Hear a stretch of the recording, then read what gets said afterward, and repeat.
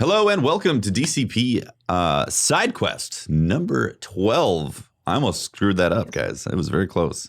Very close to screwing that up. It's exciting Monday because it's the last Monday of July, which means we're one Monday closer to all the amazing releases that are coming in September. We could just... And there's also some really good ones in August. We have Astral Chain coming out. That's August. Okay. Yes. We got August is going to be kind of nice. Kind of like a, wow, it's super hot. Looking a little spicy. Hot and spicy August that's going to lead right up to an amazing September. How are you guys doing? Yep.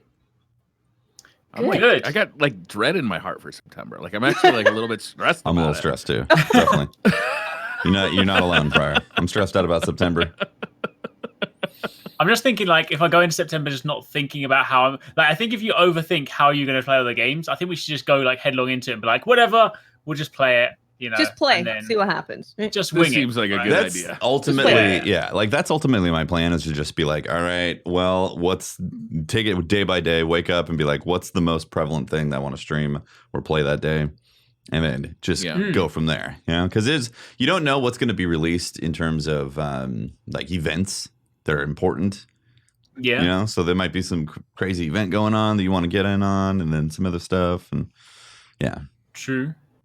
Maybe like an unheard of MMO suddenly releases, and we all start playing that instead. Could the wrench in the works is the raid for Destiny, right? It's like I know that there's going to be a raid in Destiny. I don't know exactly when it's going to release, but I know that I'm going to have to grind my ass off for like a specified amount of time to get raid ready. Yeah. Exactly. Yeah. Other than that, it's like I can play whatever I want. But that particular point in time, whether it's 3 days or like a week or a week and 3 days, like who knows how long it's going to be. Man, they'll throw a curveball at you, right? This time around, they're going to launch the game and they're going to be like, the raid is the first thing you do. If you want to get to the campaign and play the story missions, you have to do the raid first, suckers. Oh my God. I'm like, reversal. Get raided. Boom. And then there'll be the crazy outroar. People will be like, I can't play this new game, man, because I have to go through this super hard content. Like, yeah. They'll be like, curveball, there is no raid. It's just a story mission. The raid is just a story mission again. What they've actually done is they've just increased the difficulty of the entire game to raid level. So now there's no raid. There's just the entire game is raid difficult. You have to get a 6-man fire team for the entire game. Man, this new... You want to go on patrol? Alone is dangerous. Yeah, this new independent Bungie is scary. My goodness. I know, right? And to throw a curveball in, they've thrown PvP into the raid, and it's Iron Banner. So God. In the middle of your raid boss, someone can just snipe you in the head, and you're like, oh, no. And then you wipe, yeah. Bottom tree striker they're gonna be again. Like, no. They're going to say Gambit Prime. Gambit in general is so good. We're going to have invades everywhere. We heard you like Gambit. It's going to be a team of 4 and against a team of 4 and then 2 random queues that are always invading both teams constantly. Yeah. That sounds fun. One better. You're playing Gambit and then one of the invaders is Atheon. Just appears on your map. It's like, what up, suckers? Yeah, it's Atheon, but you're like 4 levels under. That would be always. Of course. He's a raid boss. Yeah, raid boss. Yeah. I will say that Tomo is in control of combat now, and he likes to make things really difficult. So we'll see what happens. Okay. All right. Should I send him like a gift basket or something? Yeah. Does he need another? Can I bribe my way through this raid? Does he need another Millennium Falcon? Like a pair of Millennium Falcons to go with each other? Maybe. Right? We do have space on the other side. Yeah. Got to have an X-wing to go with that Millennium Falcon. Briar makes a fair point. Yeah. So very nice. The video games. We have a show today. We got things to talk about. We actually have a list. Oh yeah. Yeah. We're gonna kick things off on Wolfenstein, right? Formal. Yeah. All right. Well, Briar and I decided to kill Nazis for a good part of the weekend, and we did. Yeah. I think that was a really good decision because I think that my enjoyment of that game is very much tied to having played it with you. Yes, I agree. Yeah. Right? Because that game is not the Wolfenstein that I enjoy. Correct. Yeah. Mm-hmm. Wolfenstein 1 and Wolfenstein, or let me specify. Wolfenstein, what is it? The New Order, and then Wolfenstein, the New Colossus. Both I play because their stories are very interesting, very batshit crazy. Like I love getting from cutscene to cutscene in those games because they're so good. Like I really enjoy the character of BJ and like the rest of the cast in there. I loved how, who was it? Was it Jimi Hendrix that was in the first game? Like it was just, it's just like a level of craziness that really appealed to me in a big way. Yeah. And that is in this game, but it's not like the main focus of the game. Yeah, it's more like they knew the spirit of Wolfenstein, and so they had that in there, but they definitely didn't lean into it. They didn't lean into the things that made the franchise what I thought, like, a Wolfenstein game. So it felt very different. Yeah. Yeah. Yeah, it really did. Yeah, so some of the fundamental changes, somebody might be like, well, what are those differences and all that?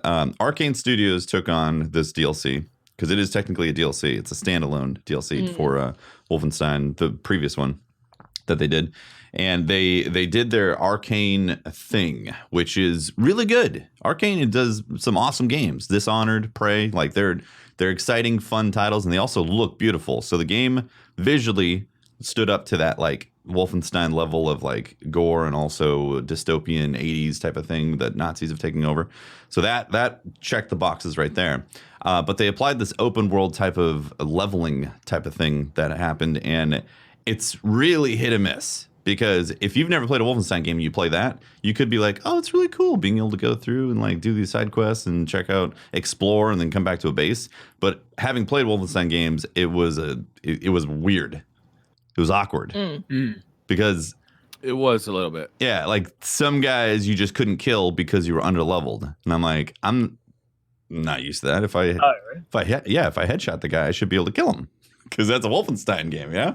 Like if my bullets get pointed, boom, they're dead, yeah. And that wasn't the case, unfortunately.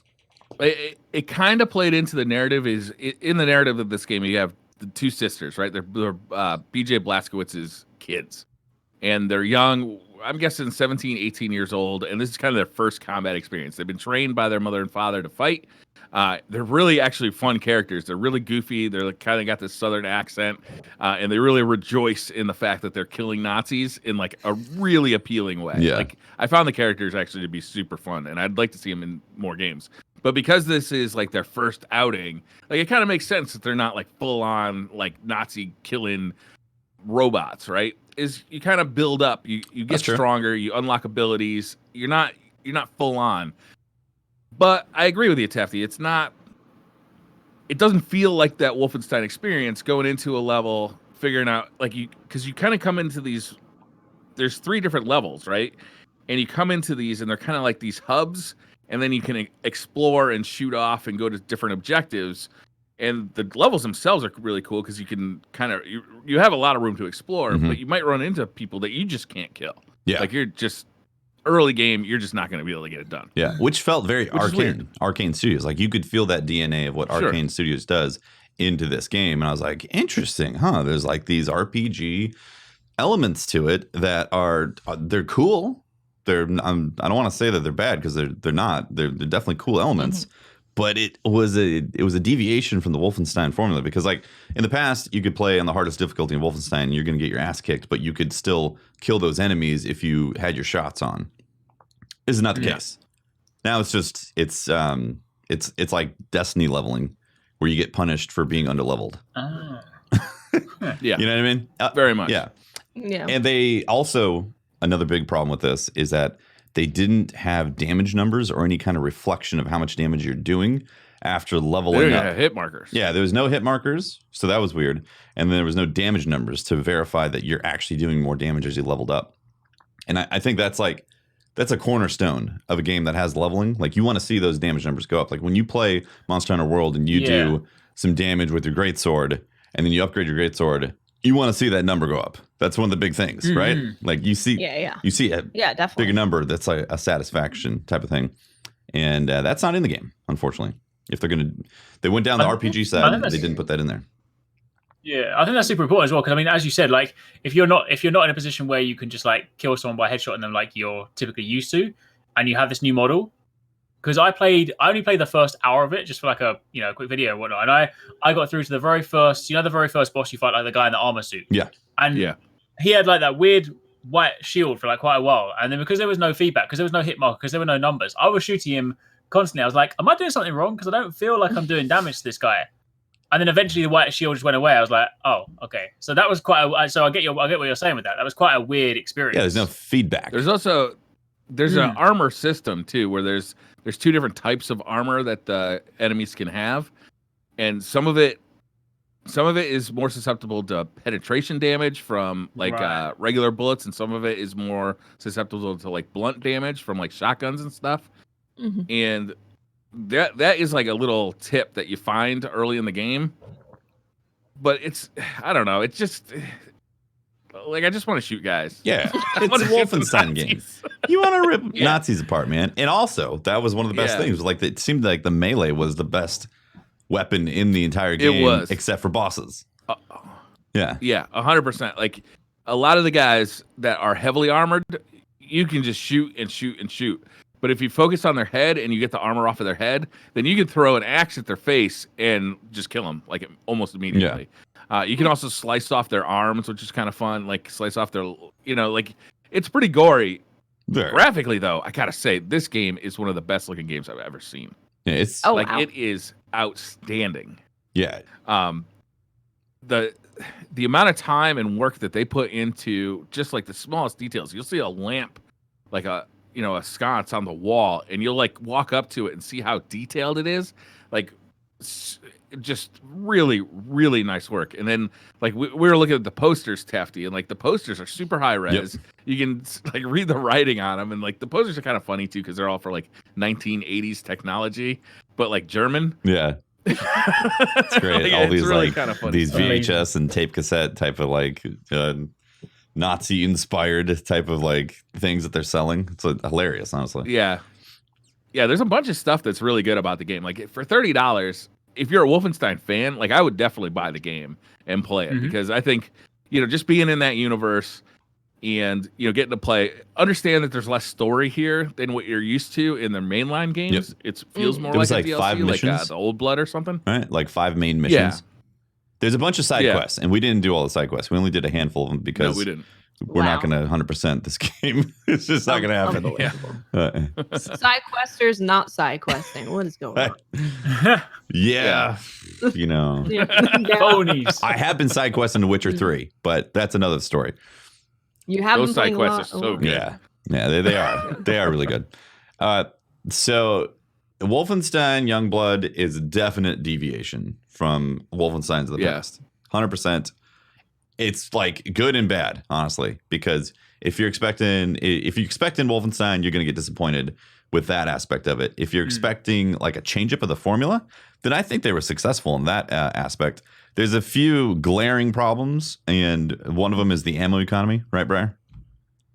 Yeah, especially on harder difficulties. There was actually a point I got super frustrated. We did 2 different gaming sessions. We played for 3 or 4 hours on Friday night, and then finished the game on Saturday night. When we quit on Friday night, it was after about a half hour. We were playing on the hardest difficulty where I just could not get any ammo. And when I mean any ammo, I mean any ammo. I had 0 bullets for all my guns, and we were like kind of stuck in this checkpoint where we couldn't progress because we had to get back all to I the had metro. was melees, and I couldn't melee anybody. Yeah. Right, we couldn't get back to the metro. And like it was really frustrating. We did figure out that once you go back to the main base, you could refill all your weapons there. But like when you die and restart at a checkpoint, it doesn't give you like any bonus ammo. And if you run out of ammo, it's not like in Destiny where if you run out of ammo, the game is like, here's some bullets so you can continue to play. Yeah. Like it really was like a hard stop. And that was super frustrating. Yeah, it doesn't make sense in that RPG world that they built to limit your ammo like that. Like if you die or if you respawn, there should have been like an ammo box to refill essentially. Like you wiped, give an ammo box to like restock the major things so you don't run into those issues. So that was a big problem for us. And then we got to the final boss fight, and that ended up being a lot more difficult than we thought it was going to be, honestly, because we were. Before you move off of the ammo, yeah, on the PlayStation, there's actually a ammo booster that you could buy with a microtransaction. Yikes. Yeah. And I didn't know about that until after we played. And I don't know if it's even on the PC version. I think it only is on the PlayStation version. But having had that experience and then realizing that there is a microtransaction that you could buy to get more ammo, I was like, wow, that's in a fucked. single player game as well. That is a big yike. Man. Why would they do that? Right. And then you got to ask, well, is the whole economy tuned to make Exactly. you want to buy Right. Because it Which that it probably microtransaction? would be, right? Otherwise, that microtransaction wouldn't make any sense being there. yes, exactly. Because if everyone's ammo's fine, you wouldn't. Why would you create that? You wouldn't need to. Yeah, why would that even be an option? So playing on harder difficulties, suddenly you're like, oh, I want to buy this microtransaction for ammo. Yeah. Unbelievable. Yeah. No. That's awful. Wow. Unfortunately, yeah, Yeah. yeah. I did hear about that. I heard that Wolfenstein was they put a lot of microtransactions in there that were kind of questionable. Yeah, Yeah, so it's funny. We played on PC, and I didn't see hide nor tail of them. To be honest with you, I didn't even see the interface to buy microtransactions. There is like an in-game economy where you can find silver, and it's everywhere. Like you're constantly stopping to pick up silver coins. When you complete a mission, you get like a lot of them, like a couple hundred. Yeah. And then you can buy things like weapon upgrades or awesome American hero armor. Mm-hmm. You can buy skins for your gun, like all that stuff you could buy with the in-game economy, and it's really generous. I feel like so, apparently this stuff is more prevalent on the PlayStation. I just didn't see it in the PC. I would have. It's too bad. Yeah, yeah. It's too bad that that's been prevalent, honestly, because like it's the game already has some issues, but like you can look past a lot of those if you're a fan of the franchise. But then when you see stuff like that, that's just scummy. Yeah, you're like, ooh. Yeah. I gotta buy ammo. Yeah. What? Yeah. What the heck? That's a big yikes. Honestly, my recommendation, if you're interested in this game, is to wait for a Steam sale or a PlayStation sale. Wait for it to go on sale. Play through it on easy just to get the story. Yeah. Because the story is fun, and there is a bit at the end that ties into the main games with BJ Blazkowicz. Because there is a third game in the main series coming. Mm-hmm. And if you're a fan of the series, like I've enjoyed basically all of the the newly reinvented Wolfenstein series. And this does feel like a departure from that, but so did like Old Blood. Like if you played the Old Blood, that felt like very, very different than the main game.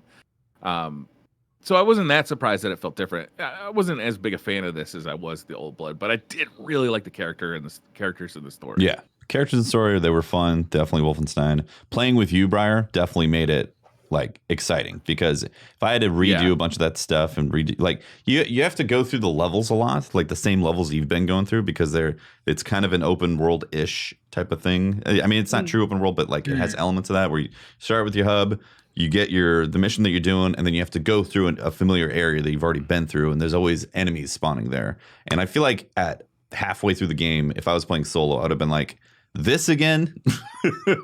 Like especially with the bullet spongy ones. Yeah, this freaking dog again, and this guy who's always showing up with a bunch of armor. Like it would have pissed me off at that point, but because we were playing together, I was like, whatever, it's Nazis that we're killing. This is great.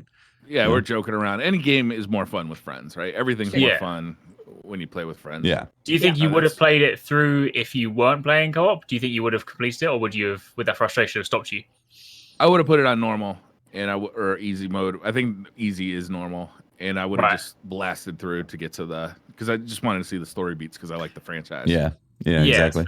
Yeah, but I wouldn't have played on anything more difficult than that. And to be honest with you, I don't really like the co-op stuff that much. If I wasn't playing with Tefty, I would have just let the computer be my co-op partner because I don't want to really play with a rando who could be fucking off. Oh yeah, definitely not. Yeah, and the if you do play solo, the computer controlled sister just basically sticks by your side all the time and reses you every time you get knocked down. There are some kind of cool. There's one really cool co-op mechanic, and that is it started with a P, Tefty, where you basically give a thumbs up. Oh yeah, and it boosts your partner. Yeah, what was that called? That kind of is fun. I can't believe I'm forgetting that. It was like a pep. A pep. It's a pep. Yes, the pep. A pep, like a pep talk. So yeah, you could choose whether or not you wanted to have the health pep or the armor pep. which is awesome. Yeah. And then you can like get a thing to reduce the cooldown of it. There was a bunch of things that you could upgrade in the game also. We didn't mention, but there's the part of that RPG aspect of it. And so you could upgrade the pep talk, and it would your thumb would go out, be like, Yeah. you're doing great, sis. Love you. I was like, hell Amazing. Yeah. time to go in and slay. But you'd And the like sisters run are in. funny. They'll be like, "You are a bitchin' killing machine, sister." Yeah. It's You'd be like, amazing. you'd be running in, sliding, SMG and a bunch of guys, then like throw out your thumb and be like, "Good job, Yeah. sis." They get health back. It was great. That's pretty funny. The pep system it's might be the pretty good. best takeaway out of anything in games. Be like, we need a pep Yeah, I can system in all totally see games. something like that. Yeah. It's almost like the ping system we were saying. Like, we want a ping system from Apex. from Apex in every game, and now we want a pep system in every game. Yeah, it's just great. Throwing out a pep for the little buff, Yeah. like it's awesome. Yeah. Yeah. Also, so as we played through, we then got to the boss. The final boss, in my opinion, is extremely cheesy, and I could see this being where somebody would be like, "That's it, I'm paying for the microtransaction for ammo because there's no goddamn ammo." Yeah. And you couldn't leave the level either. At least we couldn't figure out how to leave the level to go get ammo to then come back to play this. And come back. Yeah. Yeah. So that was extremely frustrating. And the boss, like, we were a couple levels underneath, but like we were easily taking out everything else. And then this Right. guy Yeah. was a pain in the ass. So you're ready for the boss. Yeah. You're ready for boss time, and there's no like middle ground between like super easy dealing with this guy, boss super difficult. There was no like No, he was just a pain in the ass. Middle He was area. throwing cheesy stuff too. It was just a bunch of mortars that were randomly damaging you everywhere. And it was like, Yeah. that's cheesy. It was that ammo economy again. I mean, once we figured out a way to get ammo, then we killed him first try. But we went in there the first time, we used up all our ammo, and then we respawned with no ammo. So you got you need a raid banner. Yeah, Totally. that's exactly what we needed in that. Yeah, You could buy it in the store. that's right. Buy They the the raid banner. microtransaction raid banner. So I'd give it a solid 6.5 out of 10 for me. Yeah, that sounds about Yep. right. I would definitely wait for this to go on sale. But if you're a fan, I would definitely play it before Wolfenstein 3 comes out. Yeah, exactly. Yeah. Yep. No, that makes sense. But there's no hurry to do it right now. No hurry at all. A nice winter sale on Steam would probably fix you right up. Yep. Get that thing for like $5. Yeah. Oh, best part of the game, I totally forgot. You can spec into a shoulder charge that keeps on doing more damage, and all you have to do is start sprinting, and you'll tackle enemies. It'll reduce them down to a sliver of health, and then you just like pop them or melee them. That was really satisfying. Amazing. Yeah. Yeah. Anytime there's a tackle, Yeah. that's like the best. Yep. Yep. All right, that's Wolfenstein. Well, I played a video game. Oh yeah. Oh, really? Played a game called Oninaki, which is in a demo right Bless you. now. Does that sound like I didn't think- What? Where does this game hail from? Come on, no idea. It is a mystery. So it's in demo. It comes out August 22nd. So I'm actually going to be able to hop in and play it before the madness of September hits. And I heard that it was out in demo, and I was kind of like, maybe I'll check it out. But then I started seeing a bunch of reviews come out saying this is actually surprisingly really good. So I was like, all right, time to go check it out. It's free demo, might as well. It's on Steam, Switch, and PS4. You can play the demo right now. No Xbox, but everywhere else. So basically what it is it is a JRPG. It's made by a company called the Tokyo RPG Factory. Okay. So, I mean, yeah, obviously. What do they make? But they make racing games. Where are they from? Yeah. Turns out they're in Cincinnati, Ohio. Crazy, right? Making wrestling games.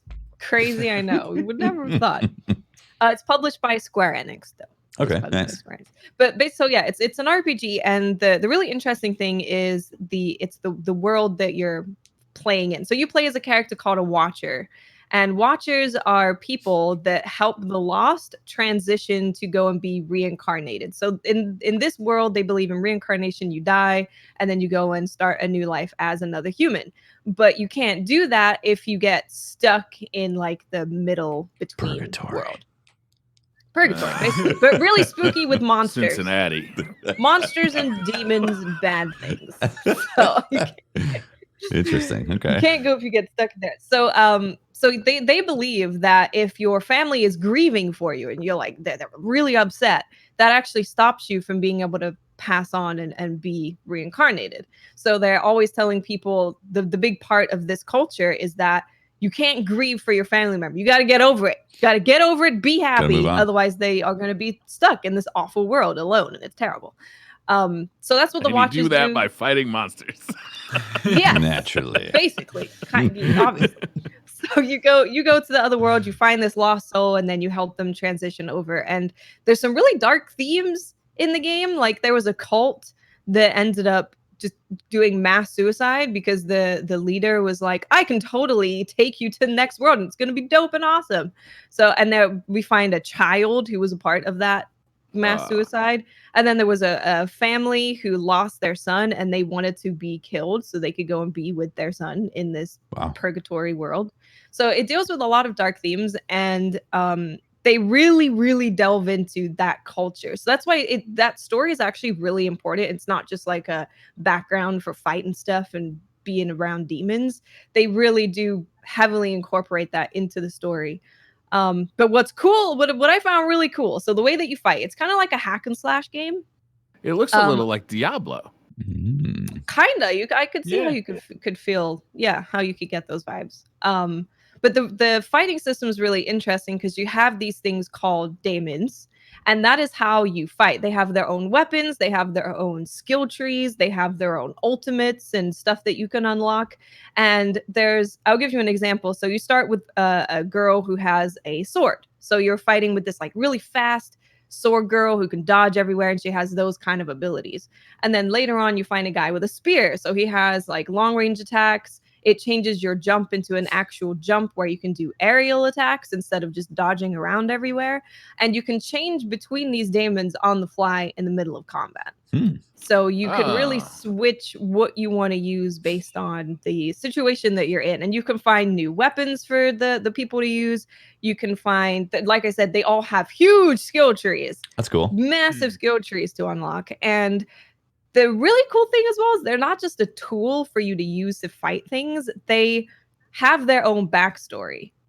So daemons they used to be people and they got lost. So they're part of these lost people that are stuck in purgatory, but they don't remember their life at all. They don't remember anything in the past. And as you start bonding more with this daemon, you can start finding out about their life and you unlock their memories. You find out more about them. So I found that to be really cool. I've really enjoyed it so far. Can you give the daemon a pep? It's been really good. You can bond with them more, which makes your fighting better. There we go. That's kind of a pep. That's peppy. Yeah. It looks like there's even like you can do like kind of a tag team move where both of your daemons gonna come. Oh, that's cool.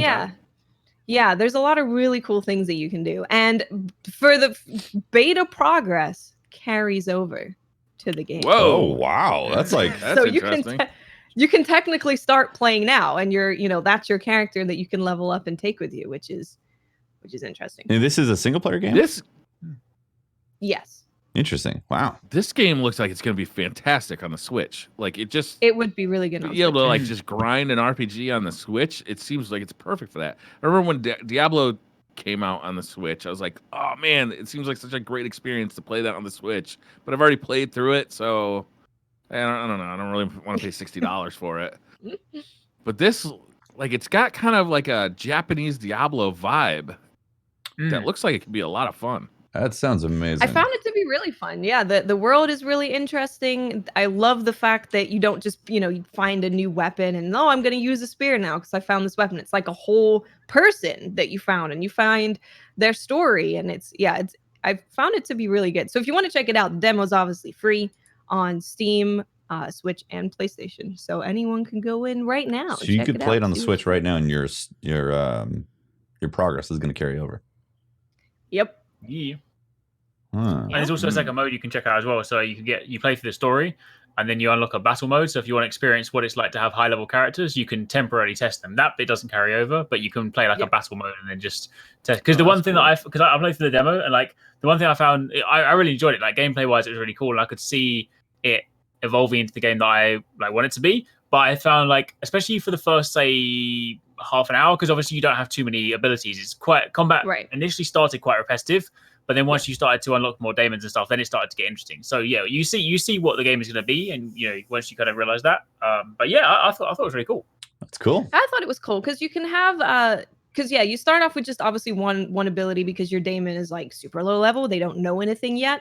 So you have, but each daemon can have 4 abilities, and then you can have like 4 daemons to switch between. Okay. So that's actually quite a lot of abilities, and it ends up not being nearly as repetitive when you can switch between all of them and use all the different abilities. I think I'm gonna download this demo for the Switch. It looks like a really fun game. I would have gotten turned off by the art, because the animation, the Japanese animation thing isn't really my cup of tea. But the gameplay looks fantastic. Yeah, it looks really good. I think it's gonna be a game that I really enjoy. I love leveling up stuff. They've got deep skill trees, which I love, and I just love the whole atmosphere of the game, the story, and just this centered around this reincarnation culture. And when's the release date of this then? Officially August 22nd. Wow. So you could start playing now and then jump in August 22nd, right before Monster Hunter World. Yep. You get some good time with Oninaki, and then but you only have 6 days with it. No, you only have 8 days with it, because don't forget on August 30th. Astral Chain launches. Right. Astral Chain yes. Oh my Which God. then you have. So Astral Chain, I think we can get through like somewhat quickly, right? Because it's a single player like game. Yeah. Hopefully, maybe. I feel like Oninaki. I feel like that's a decent amount of time to spend with that. I know it is an RPG, and you can technically spend hundreds of hours in there. But I think you could get a general taste of what the story is, get through the story, and get all the daemons and stuff like that. Maybe you won't upgrade every single skill tree, but I think you can get a good amount through the game in that amount of time. It's like a great Switch game. Yeah, it really does. Yeah. What'd you play it on, Watts? I played it on PC. PC? How did it control? frames? Was it direct control? So it uses just the keyboard if you're using keyboard and mouse. No mouse. So you control the movement of your character with so you have WASD, which is normal kind of movement. And what I did is I changed the key bindings to have the right part of the keyboard be to do with the daemon. It's like switching daemons and stuff like that. Okay. And then the left part was me controlling movement and skills and stuff. So it was a little weird because I was like, I'm not using my mouse at all. But then it ends up actually not being too bad. You're just basically using your keyboard like a controller almost. So you aim your attacks based on the direction your character is facing using the WASD? Okay. Yep. I'm assuming you use a controller on PC if you want. I use keyboard and mouse because I just got used to it after changing the keybinds. But yeah, controller works totally fine. Makes sense. Feels good. Cool. So I think you can use whatever, and it's going to be great. Yeah. Cool. Yeah, it runs well on Switch as well. That's why I played my one. Nice. Yeah, I think I might actually get it for Switch too. Switch is really good. I mean, Switch is kind of just like how you sort of expect it. So right stick is camera, left stick is move, and then all your usual kind of buttons from there. So yeah, it just felt sort of like just at home on Switch. So cool. Okay. Yeah. It almost feels like it was kind of made for Switch, but you can also just play it in other places. Nice. Are there any limits to the definitive demo? version? Yeah, especially for Japanese games, right? Being able to take it portably, that's like huge for Japan. Yeah. So makes True.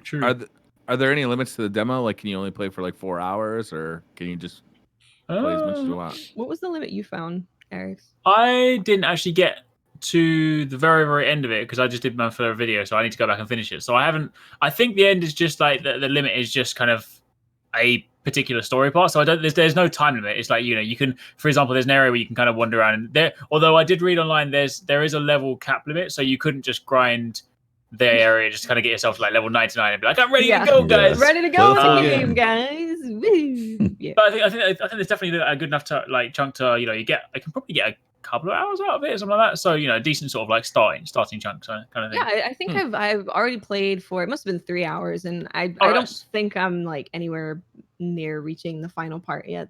Cool. Okinawa. Sounds good. Oninaki. Sorry. Okinawa. Okinawa. You're playing Okinawa, right? No. You're playing Okinawa. Oh, dear. Love it. What else we got? What else is on the agenda? Fire Emblem came out recently. It did come out, yeah. Yes. I've never played a Fire Emblem game. What is it? So it is broadly speaking, it is a turn-based strategy game. Typical kind of like medieval settings. You have like, knights and whatnot. And you, I mean, the traditional Fire Emblem formula has always very much just been, you obviously have like your two opposing teams, and then you kind of take your turns moving your units across the stage. In previous games, you had all your kind of typical unit like triangles for weaknesses and strengths and whatnot, and then you basically take down the opposing team in a typical kind of turn-based fashion. This new one is, I think, well, a lot of people kind of have been sort of like a massive fan of it because it's like a slightly kind of more of a return to what Fire Emblem is more known for, because one of the previous ones, I haven't played too many of them, to be fair. I'm not like a super diehard Fire Emblem fan. I played like one and a bit in my time. But one of the previous ones went a little bit too much more into the kind of like romance and dating sim side of it, so it's a bit kind of a weird departure. Whereas this one's much more back on like, there's a big there's a big focus on kind of building relationships with people, but it's much more like, there's a lot of like good combat focus. So I think a lot of people have been saying like great things about it. I'll admit, I was kind of hoping, sort of coming into the podcast today, I was kind of hoping that someone else might have played it more to try and sort of convince me, because I'm in the position where this one's a little different, and this one I don't feel like I'm in a position just yet where it's fully clicked with me. Like, I like Fire Emblem, I like what it is, but say in some of the previous ones in the past, it was much more. You would have your mission, you would go out, you do your battle, you win your battle, you come back, and there'll be some kind of narrative in between, which is typically told by, characters on screen with text boxes. You go through a little bit of story, and then you go into your next mission, and that's kind of how like you play through the game.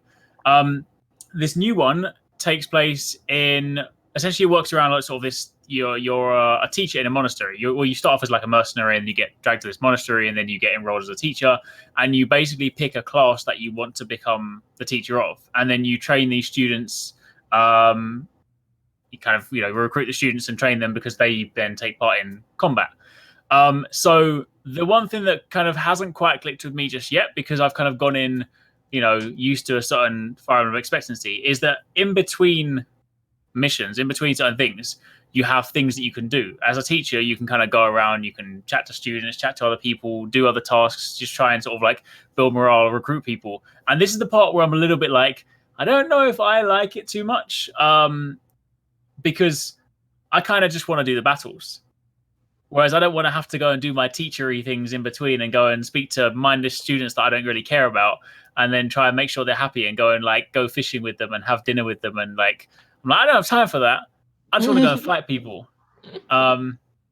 So you just want the strategy game, not the story. Yeah. So I mean, the thing is, I mean, like from what I've heard from people, there you can to a degree skip a lot of this stuff. This is kind of like but the reason I haven't done that is because from what I've read, I mean, I'm not like a diehard Fire Emblem fan. So for anyone that is, then obviously you kind of get more stuff out of this. But from what I've gathered is like, if I do skip some of that stuff, like if you want to get the better teams and you want to kind of like really invest in your team, you do kind of want to spend time building these synergies with them and spending time with them. So I feel like I could, on one hand, just skip a lot of this exploration stuff and just go and do the battles, but I feel like I might be doing myself a disservice towards the end. So I'm still, in the grand scheme of things, quite early on in the game, so I don't really feel like I can speak authoritatively about it as a whole yet. And I think maybe it's one of those games where as well, because I mean, it's quite there's quite a lot to it. I mean, one of the guys on our team, like he's a massive Fire Emblem fan, so he's been like loving it all week, and he's sunk like 40 hours into it. He's still going through the story, so it's obviously going to be a meaty game. So I feel like I'm probably in that position where I'm just so early on that I haven't really scratched off at the surface for it to click, and I'm hoping that once I start getting, because the way I see the school monastery side of it is kind of like if you liken it to games like Harvest Moon, Stardew Valley. Like you start those kind of games, and initially they're quite overwhelming because it's like, oh, I need to look after my crops, got to look after my cows, got to go and do this and visit the market. But then suddenly, when you get it down to a T and you get that rotation going, you're like, all right, cool. Let me go over here first, quickly check this, water my plants, do this. And when it becomes like a natural rotation, or much like if you play like World of Warcraft, you log on in the morning, you check your auction house, you check your things, right? Once you get that rotation going, I feel like those kind of in-between tasks become a lot more just automated, right? Mm-hmm. So I think at the moment I'm just in this position where I'm just like, there's so much to think about, right? I'm just like, all these shooters. You open up the map and there's everyone that wants to talk to me. And I'm just like, I don't have time to speak to half of you guys. I'm like, let me speak to one person and let me go and fight. Overwhelming, yeah. So I have heard that the story is really good from people who have gotten 30, 40 hours in or so. They're saying that this is a really good Fire Emblem. But I think it's kind of a confusing game for a lot of people because you see it and you're like, yeah, it's like a turn-based strategy game, but it's actually two genres in one, in kind of like a visual novel type game with turn-based strategy kind of built into it. So I think, you have to kind of be a fan of both or enjoy both of those to really love Fire Emblem. Right. Yeah. But I think it's definitely one of those things where I feel like I probably need to like get to maybe like it's quite an investment to sort of say that, but like maybe sort of get to like 5 to 8 maybe hour investment before I really start to kind of, because one of the things that's worth noting as well is for a game that is, as you said, like marketed as like a turn-based strategy game, in the first hour and 45 minutes you play, you have 2 battles, and the rest of it is cutscenes and dialogue and a lot of story and a lot of walking around this place, a lot of chatting to people, and I'm just like, okay, can I play yet? I'm just sitting there like, I'm gonna listen to this because there's gonna be some dialogue options that I'm gonna need to get involved in. Now can I play? And then, but again, that's I feel like that's kind of in these kind of games because it is that sort of does have that JRPG feel to it. I feel like they need to set the scene. So I feel like once I've started to get to that point and I've got past that initial hump, then I probably get more into it. So I'm gonna persevere because I do like the franchise and I don't dislike the new game, but I just feel like I haven't got a position where I'm like, because the second these games click with you, you're like, I'm there. It doesn't matter how long it is. That's common with JRPGs, right? Is like the very beginning it'll be like super story heavy. You won't actually fight anybody till like an hour or 2 in. Mm-hmm. Well, it's even so playing the Oninaki demo, right? They're like, they throw all of their systems at you immediately, and they're like, I hate when they do that because I don't remember that shit. Right? Well, like, that's why they have the handy log that you can look at. I also don't like that shit. Having to read that's a log. One of the things as well from like a content creation point of view. I'm like, I'm gonna upload the first gameplay part of this video. I'm like, the first like 45 minutes of my video is not me playing this game. I'm like, I hope you guys like cutscenes. But if you do, I mean, like to be honest with you, if you said that about Wolfenstein Youngblood, well, the first 45 minutes it's all cutscene. I'd be like, hell yeah, sign me up. So I guess it just depends, personal Depends taste on what you like. But JRPGs can definitely be like that. Just Japanese games in general, they throw a lot at you in the beginning, and then you get past that bit, and then you get into the swing of the actual game, and then you're like, oh, this is really good. However, interesting thing that they have added in this new Fire Emblem, which I haven't actually used. I think I might have done a stupid thing as well because I was following like people's threads online, and then because before I got the game, people were like, "Oh, what difficulty should I play on?" Because there's like a normal version, there's a hard version, and people were like, "Oh, the hard version is actually still pretty tame." So I was like, "Oh, I'll select that one. I'll select the classic mode." I probably should have, to be fair, to have like a slightly, although not that I've done that many battles, but to have a slightly more just like smooth experience, I probably should have selected like normal and just there's a new mode in this one, because Fire Emblem in the past has always been very meaningful about your character choices, because if you train up like your knight and he dies in battle, he's gone like for good. And then you have to but they've now introduced a mode which is there's a story around it, but basically it's for people that don't necessarily want that experience. You can play in classics, so you still get the traditional, your unit dies, they're gone, but there's also a new mode whereby if you lose your units, then that you lose them for that match, but then when you come back afterwards, and the story behind it is because I haven't got too far into it, but it's told at the very beginning, there's part of a battle where like your very, very first one, you'll basically get into a position where you're effectively killed, and then introduce this time turning mechanic where there's a person that I have no idea who she is yet because it's still too early on, but she can basically turn back time, and that's basically the narrative hook for here's how your units don't die. Gotcha. So at least it means if you are brand new to Fire Emblem, and you do want to be able to kind of like experience the story slightly more so, and you don't necessarily want to have like a super tough experience, you can just go in with like the more the newer format, and then that way your choices don't they don't carry too many consequences. Yeah. Okay. So cool. Yeah. Yeah. Yeah. Sounds like an awesome game. And if you can get into the story, sounds awesome. This is probably one of those games that I would gloss over personally, because like the 2 hours of getting through story, like that, I have to be really excited about the franchise to be able to go that deep with the story type of stuff, So Yeah. For me, it would be a game that I would probably play on the Switch, kind of in my own time, because I think streaming those games can be really difficult because you're like, we're watching 2 hours of cutscenes. Exactly. Yeah. I don't want to talk over it because no one can hear what's going on. So I don't. Yeah. It's always hard to stream those because I want to talk to chat, but I don't want to interrupt this cutscene because you need to hear it to know the story. Yeah. So those ones can be a little bit more challenging to stream, but I think having it on the Switch, you can just relax on the couch for a bit, play some story stuff. I feel like it would actually be really nice for that. Yeah. What else do we got? Did we have? I picked up a game. This was kind of a surprise to me. I was watching a Digital Foundry video about the Famicom disk system. You guys remember that thing? Famicom, yeah. Yes. It was basically a floppy disk system for the Japanese Famicom that came out in like 1983 or 4 or something like that. In it, they kind of mentioned this game called 1980X. It's spelled out 198X. And it's available on Steam right now. I believe it's on PlayStation as well. And they talked about it just enough to pique my interest. So I went and downloaded it. It's fairly cheap. I think it's like $10. Oh, nice. And That's not bad. what it is it's a retro kind of smorgasbord of different games and story that is very 1980s and like, kind of that synthwave that's very popular right now, whole aesthetic. It's got a bunch of kind of 1980s and arguably 1990s mini games in it that are games that are like things that you'll remember. It's not the games themselves. So like they have like an Outrun type game, which is a driving game.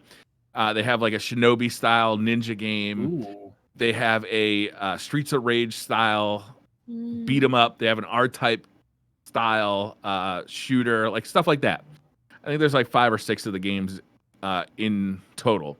But what's really weird about the game, and I'm not actually sure I'm on board with it, I think this is going to be kind of hit or miss, is it does this kind of, I think, visual novel style presentation where you play as a kid alive in the 1980s, and it's kind of a coming of age story with this kid.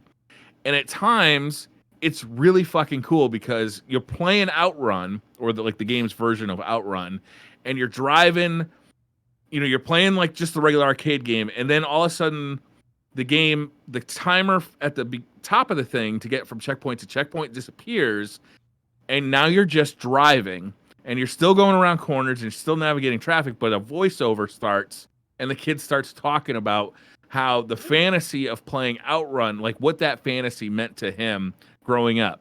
That actually part sounds was pretty cool. It was amazing. Yeah. But then there's also parts where it's just like this graphic novel kind of thing where it's just really, really cool pixel art of like the kid walking through the streets, finding the arcade, kind of finding the people, like, and seeing how, these are my people. I've never been able to identify, I've never found people that like felt like they enjoy the same things as me. To me, that's a little sappy, and it's a little like, I've had enough of the teenage angst story, over the years that like I'm kind of over it. It's kind of like stories about like alcoholism. Like I've seen that story so many times in so many different mediums that I don't want to watch it anymore. It's sad and it's We're depressing. ready I for just the don't want to watch it. cocaine stories. Yeah. Yeah, no, but you know what I mean. It's like how many Yeah. times am I going to watch something like something that really takes apart addiction? I've seen that. Like you're gonna have to really do something crazy with it. And the same goes with kind of the teenage angst, like coming of age story. I've seen it so many times that you've really got to add something to it to make me like take notice. And so a little bit of that is kind of boring to me. But what I really like about the game is that it does all these different game modes, and it does them well. Like the Outrun version, the Outrun style game is really fun. The Streets of Rage clone, I think, is excellent, and it does them for like about 2 levels, and then it moves on. So you never like kind of get sick of the game mode. Like you play it for about 10 minutes, 15 minutes, and then you move on. You see a little bit of story, and you go to the next game. They hit you with something else, yeah. Which is really cool. Like it just makes so you're like kind of looking forward to each one when it happens, but you never have time to get sick of it. If that makes sense, because that can be a problem with retro gaming. Is it's cool to play like this old like 1980s game for 15 minutes. And I'm like, okay, now let's play something, like more modern. Yeah. Right. So it's like it's the story of this coming of age story of this boy, but you're like playing through his story, playing all these retro games. Yeah. So it's presented. It's presented. Really cool concept. Yeah, it is a cool concept. That's very cool. And I think if you're into that style of storytelling, you'd like it even more than I do. What I really like is the presentation of the old games. I think the presentation of the story is a little hit or miss for me personally. But for $10, it's definitely worth a look. Yeah, I think I might check that out because that's just such a cool concept, right? That you're telling this overarching story of this boy kind of coming of age, but it's all told through you playing these retro games. That's really cool. That's a cool concept. Yeah, cool concept. And like again, they'll actually morph the game. At certain points, it feels like you're just playing R-Type, right? As you've got like your little ship and you're moving around the screen trying to avoid bullet hell, and you're shooting a boss on the screen.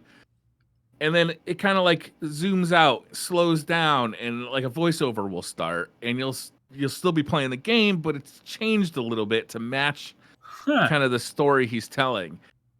It's a cool effect. Yeah. I don't know if I'm gonna stick with it just because there's so much. I just got an Oculus Rift S, and like I'm really enjoying playing that. Nice. So I'm not sure I'm gonna stick with it and play it to the end, but I do really dig kind of. It feels fresh and it feels like. What was the game? I can't remember what the game was. Where it was a collection of small mini games that felt like old NES games. Ooh. And you played each one of them for like a little bit of time, and then moved on to the next. God, it'll come to me later. I can't remember. Never mind. Yeah, I do really like the concept. It seems like something fresh and different to try and tell a story through that. So that's cool. And for $10, I think it's worth checking out. Oh yeah, and the art and the music, I mean, it's completely like that synthwave music that's really, really popular right now. Like the art is beautiful. It's like this pixel art that everything is animated just so like any picture of this game could be a screensaver. You know what I mean? Like it's just really cool looking. I really like it. Nice. I might have to check that out. I'm gonna check it out. Yeah. It's definitely worth checking out for $10. Nice. Speaking of other games that are cheap, but not cheap. Forager's coming out on Switch, right? Yeah. Forager, Tomorrow. Well, let's hear it. For those who don't know what it is. Arekzz, you want to go for it? I never actually played it, so I'll throw it to you. Okay, yeah. So it's an indie game. I think it's developed by like either one person or like a one main developer with like just a couple other people who helped with the development of it. And it ended up being a kind of a runaway hit on Steam. And I got to stream it for like a solid couple streams, and I absolutely loved it. I don't know if the developer has added any more to it, because I know they said that they were gonna like build on top of it as time goes by, because it's like a Stardew Valley type of thing where they've made this engine and world and gonna keep on going with it. So it might have gotten some more updates. I haven't checked it out recently on that, but it's like Minecraft meets Stardew Valley, but a little more focalized in its own world, where you're this little character that looks like the Fez, honestly, but it's not. It's not that character specifically. It's like this white little character that's roaming around this island, and you can dig up and get stuff, and then you basically forage for things, and then you suddenly find enemies, and there's a forge to make weapons, and then you start you go down a skill tree or like a technology tree. And at first you're like, oh, there's a technology tree. There'll be a couple things I do right here. And then it turns out this technology tree is massive. like 20 by 20 or something like that. Some crazy giant thing that like you put resources and investment into that unlocks other buildings that you can put on there to make more stuff in the Forager world. I absolutely loved it. It's the type of game that you can just suddenly sink time into and just feel like progression's happening until you hit the end. And then what Stardew Valley does great is that you can manage your farm and like always be doing stuff like that with Stardew Valley. This game doesn't quite have that, in my opinion. Like it might have changed over the past couple of months because again, I know they're developing it further, but like you'd have a progression and then you'd hit the end of that progression once you've unlocked all those skill trees and you've upgraded everything. That's it. Or it felt like that was it for me. Really? But that was a good that was a good 10, 15 hours, maybe more if you like take your time. There is dungeons too, enemies and there was I think there was 4 main dungeons, I believe. The way it works is again it's island based, so you have this plot of land. And once you've earned enough money through various activities like making stuff and selling it or collecting coins, you can then purchase another piece of land or another island that you can then build a bridge to connect to.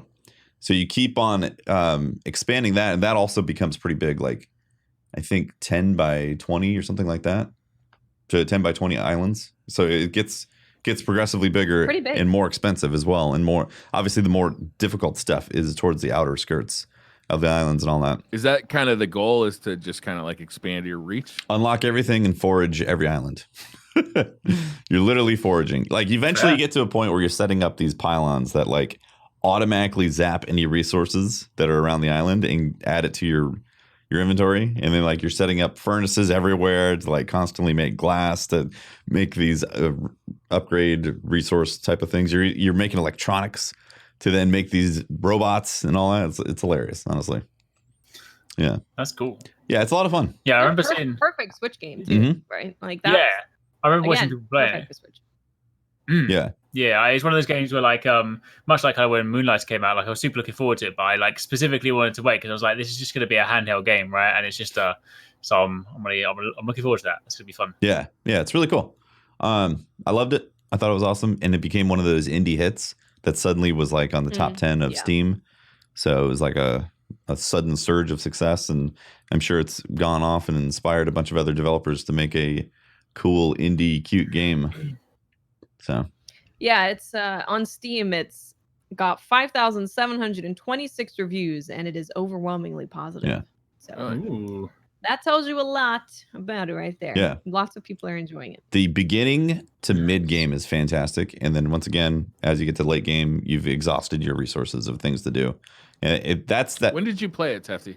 When it first came out on Steam, which I think was like 3 months ago, something like that.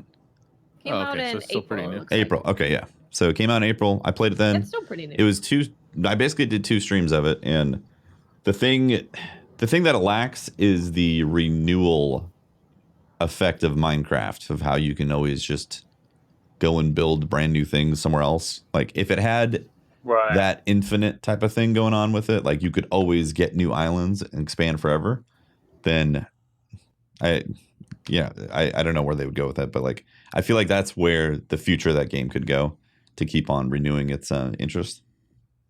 But yeah, it was fun, really fun. I enjoyed it a lot. Cool. Yeah, I recommend it, definitely. It's a cool game. I love games like that. Yeah, they're good little like time sinks. You can kind of just drop in and just do some mindless farming and then head back out. You'll upgrade your sword and you'll be like, there's like maybe 2 more upgrades or something like that. And you're like, nope. It's like 10 sword upgrades. Get progressively more expensive and progressively, like suddenly you're making oil, like oil, crystals, electronics to make some crazy thing for lasers and stuff. Yeah, it sounds cool. Yeah. Which is why I say it's perfect Switch game, right? It is. Well, any game that you grind in is like great for Switch, because you can just you can take your Switch to bed and you can just play a little bit before bed. You can get on a little bit while you're hanging out in the living room with your family, pretending to be there for family time. I don't know if there is a game that I wouldn't say, oh, I'd love to play that on Switch. Everything on Maybe Switch. Like a MOBA. Yeah, MOBA. The movement. # everything on Switch. I wouldn't want to play WoW on Switch, probably. Yeah. Too many buttons. Wow. Yeah. Anything that's got lots of buttons. Lots of buttons to press. I just love the idea of being able to take games with you. You know, like yeah, it is great. yeah. The Switch is such a fucking fantastic goddamn idea. It is so good. And you can have a console plugged into your TV, grab it, and keep playing like on the go, or not even on the go, but like, you know, in bed or on the couch, or you know, while you're watching TV. Like they nailed that idea so well that everything I want to play. Like, I hope they make a Switch version. Mm-hmm. And now I want them to make a more powerful Switch. Yeah, agreed. Let's get that hardware. Yeah, no, upgrade. it really is great because even like my cats, for example, right? They get mad if I don't spend a certain amount of time with them in the morning. Sometimes I want to play games in that amount of time in the morning. I can't go in the office because they will just harass me until I do what they want. Angry so cats. it's perfect to just have the Switch on the couch and just chilling. It's perfect for that. They get to have their cuddle time. I get to play games. There you go. Yeah. Works great. Cool. So, Forager, if you're a fan of indie games, I highly recommend it. Comes out on Switch tomorrow, right? Yeah. Yeah. Oh, it's tomorrow. Nice. Oh, yes. Tomorrow on Switch. Yeah. Yeah, for the Switch, which is honestly going to be on Steam, it is Steam, it's $19.99. Yeah. Price wise. It gave me. That's not bad. So it gave me similar vibes of. These are completely different games. I'm not saying gameplay wise they're connected at all, but in terms of the indie level and like the appreciation of making indie game, I had the same feeling of like Dead Cells. Dead Cells felt like a love letter as an indie development title, and like Forager has this similar type of thing, just like Stardew Valley. Stardew Valley has that like this was a passion type of thing that was filled with a lot of like creative limitations. Yeah. Man, I tried to start Cells. Stardew Valley twice in my life. I tried to start it on PC, and then I tried again on Switch. I don't like that game. Like, you don't want to farm? It's just so stressful. Like, it feels like a game that like it too closely emulates real life, where you're never done. You've always got shit to do. You should probably be doing it right now. Better be harvesting, man. You could be making money with that harvest. You're out too late. Why are you doing out too late? You fell asleep in the middle of the street. Jesus, what are you doing with your life? Come on. It's stressful in a way that real life is stressful. It doesn't like break the fantasy of real life enough. It's like, oh, this is just like, I've got to go to work and I've got to get shit done and then I've got to come home and I've got to like. I love it. No, I don't want a video game like this. This is life. I love it because I play video games to get away. It reminds me because it's like 8-bit or 16-bit. You know, it's got it's the pixel art type of thing. It gives me that that feeling of a game that I wish I had when I was a kid that emulated things I wanted to do as an adult. You know? Yeah, right? Because when you're a kid, you want to have all that stuff. You want to be going to work and like making your own money and having responsibilities. You think it's cool, but maybe you don't right now. That game, like everybody said, that game was relaxing. I found it to be extraordinarily stressful. It's the same thing as like Animal Crossing. It's like when Animal Crossing was announced like this year. I said before, I was like, I have a love-hate relationship with Animal Crossing. It's like, I remember when I first started playing it, I was like, oh, this is great. And then suddenly when I peel back the curtain, I was like, wait a minute. I'm doing chores. I'm cleaning up after people's mess. I'm having to speak to people I don't want to speak to. I'm like, this game is like... I'm paying a mortgage? What the fuck? Real life. I'm like, what the hell? I'm like, I don't like... And the second I realized that, I was like, nope. I'm done. I'm out. And then they announced it again. I'm like, oh, here we go again. I'm like, I'm definitely going to play Animal Crossing on Switch. And then about 10, 20 hours later, be like, what the hell am I doing? And then I'll throw it away. That's hilarious, honestly. I've never played Animal Crossing. Tefty, did you ever play Terraria, Tefty? Yes. Yeah, I love Terraria. Yeah? That was fun. All right. I was thinking, for some reason, this game reminded me of Terraria a little bit. Forager? Like, especially when you said it. Yeah, when you said it, like it opens up to this like huge skill tree and it's much deeper than you initially think by just looking at it. Yeah. There's similarities in that. The thing that Terraria has is the refreshing of every time you load up a new world and you could bring your character over to different worlds that have gone through that. So it doesn't have that, but it could in the future. You know, like that's the thing. Forager could develop further into many, many things. I hope it does. It's really cool. There's supposed to be another Terraria coming out, a Terraria 2 or a Terraria like now or Terraria. Yeah, Terraria. What is going on with Terraria? Buy that website. Terraria. I want to play a new Terraria, man. That sounds amazing. I would love that. Did it come out and I missed it? Maybe. I don't think so. My kids are big on that game, so I think I would have known. Yeah. Terraria is $9.99 on Steam right now. If you want to, It's a good value. There's a lot of time you can sink into Terraria if you've never played it before. That game is way deeper than it looks. Oh, dude! As soon as you you transfer to you beat the final boss, and you're like, cool, that's it, right? And then the world flips, and you're like, oh my god, there's more things to go after. This is crazy. So good. But Terraria is coming to Switch. Oh, so there you go. That's what they're doing. So there you go. Instead of making Terraria 2, they're porting it to Switch. Got it. The definitive version. The definitive, yeah. Exactly. Anything else on the agenda list for the show today? There is one last thing that I didn't actually have on the list, but this weekend I finished with some compadres. I finished Marvel Ultimate Alliance 3. Oh, nice. Oh, Really? yeah. How was it? So here's the thing, right? Marvel, it actually the exact same sentiment you said before with Wolfenstein, in that playing it with friends makes it a great experience, right? Although I wouldn't put this in a 6.5. I would give this a much higher rating because this was a great game.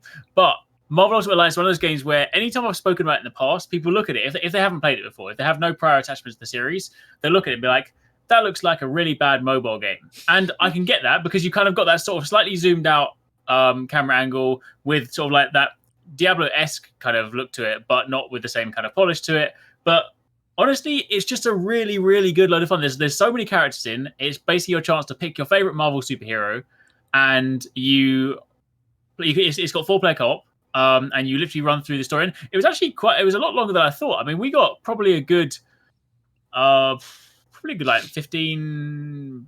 15-ish hours out of it, something like that. I mean, and that's just like golden line of the campaign. There's a load of side challenges and stuff you can do, and loads of other stuff, and there's like a harder difficulty mode and plenty of replay value in it, because especially if you like all the different characters, like we typically, there's like 4 of us together, we had like our individual characters and we stuck with them throughout because you level them up, you get new moves to them and things like that. But obviously, you can also get to the point where during the campaign, you might start playing as Spider-Man and suddenly you unlock Wolverine. You're like, oh, I want to switch characters.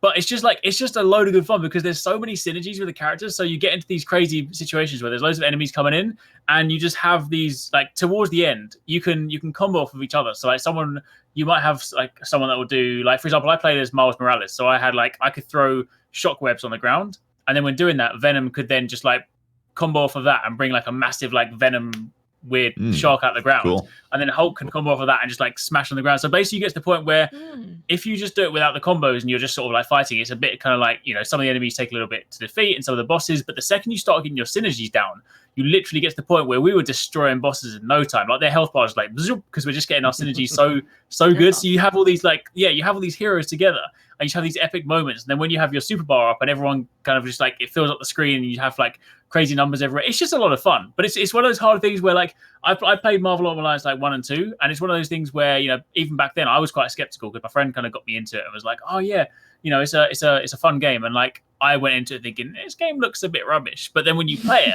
it and you play it with friends, it just like you forget. Like, I mean, to be fair to number 3, they've actually done quite a lot of like visual upgrades and stuff, and it does actually look quite cool. They've got like a new hero camera, so you can have a slightly closer camera. But yeah, all up, it's just a lot of fun. It's definitely one of those games where similar kind of like thing that I say to like Crackdown, like it might not look crazy when you watch gameplay, but when you play it and you just realize the fun factor, you're like, yo, I'm here. Like if you like Marvel stuff, you got your favorite hero, just jump in, check it out, have fun. Nice. So yeah. Cool. Do the heroes like feel different to play than one another? Yeah. Everyone's got like, I mean, there are a couple of ones that have got like slightly similar moves. Like Spider-Man, to a degree, has some similarities with like Miles, but obviously they've still got their own unique things. But no, everyone's got very, very. I mean, they all have like a common basic ability, like your basic like attacks and stuff, like punches and stuff. But outside of that, everyone's got special abilities. Everyone feels different. The way that you can move around, some heroes can fly through the area, some heroes like stuck on the ground. But yeah, everyone's they definitely feel very different. So. Nice. Yeah, and I think they're adding some more DLC stuff and whatnot. So yeah, it's quite. I mean, it's quite big for what it is. So I thoroughly enjoyed it. We had a lot of fun with it. And it's really one of the best co-op experiences I've had in quite some time. That's great. I like co-op games. Yeah. Like Yeah. going back to like Gauntlet, like those style of just like running Gauntlet. around with friends, like just bashing monsters. Like I like that kind of thing Yeah. because it's just fun to be with people. Yeah. It's fun to game. It's fun to play. Fun to with play friends. video games. Yeah, exactly. Yeah, man. Which, Exactly. speaking of which, at 4 p.m. Pacific today, Playing video games? Tefty, Briar, and Fran are gonna become pirates. Nice. Ooh. That's right. All right. Sail Hopefully Briar open will be drunk. seas. We'll- You know, I could do that. I can make that happen. I could be accommodating in that respect. Briar's like, you know we what? can get For your drunk birthday, pirate Briar. we can make that happen. Yeah. So we're gonna be sailing the seas. I'm sure we'll get distracted trying to rob people. Are we gonna do explorer mode or arena mode? I don't even know what's the difference. I haven't played it since then. Right. I think arena mode is more focused on fighting other pirates. Oh, nice. Do you have like one life? Or do you respawn? One life to live. Yeah. That's all you get. Or do you respawn?